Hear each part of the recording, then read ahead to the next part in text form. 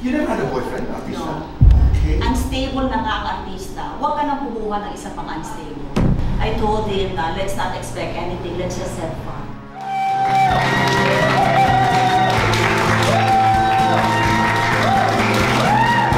Tay Kapuso, pahiram po ng 20 minutes ng inyong hapon. Ako po si Boy, and welcome to Fast Talk. One of the best storytellers. She's a born raconteur, ika nga nila. Tay Kapuso, please welcome Maria Isabel Lopez.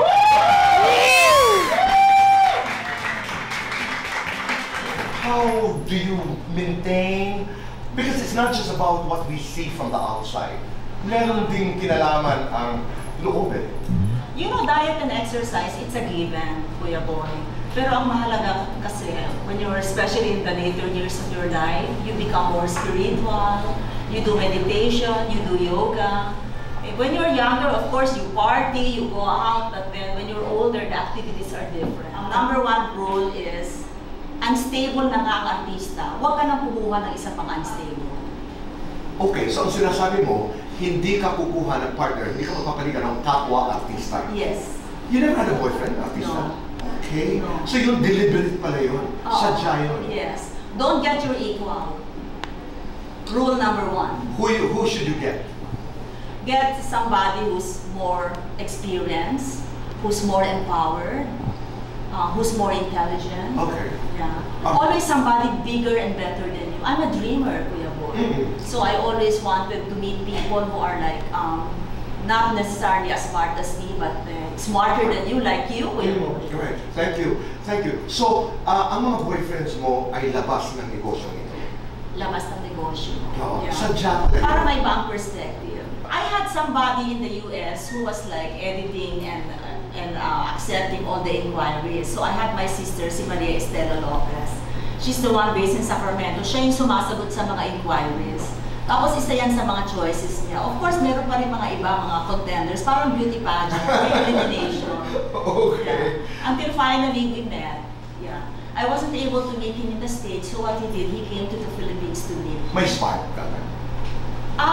Sabi ko sa kanya, we want to build this on a foundation of friendship. So when he first came here, I told him na let's not expect anything, let's just have fun. What kind of a man is your husband? Oh, he's very special.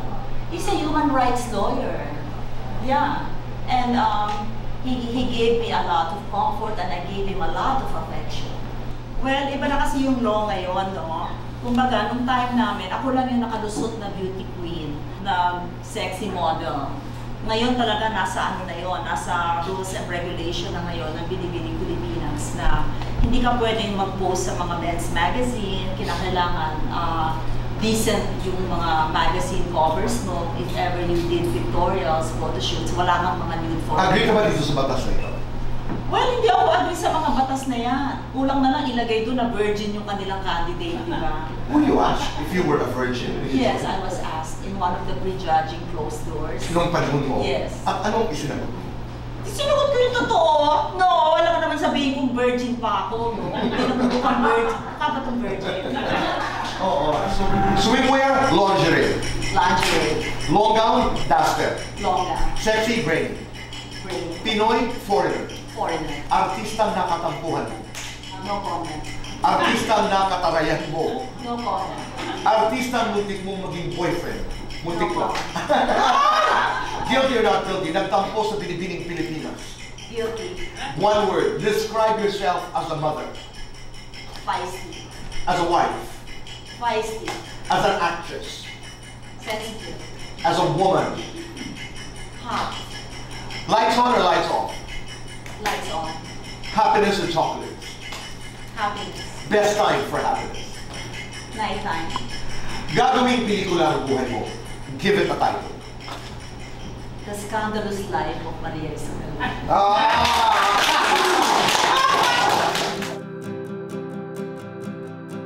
Ang tatanong ko kay Kuya Boy is, kailan mo isusulat ang life story mo? I think his life is so interesting. Yeah. Magandang isulat sa libro dahil makakapulot ng mga tao na magagandang aral. Napakasaya. Ibang-iba talaga si Kuya Boy. Masarap siyang kakwentuhan. Yeah, he's a great storyteller. Yeah, I learned a lot from him as well. Maraming salamat.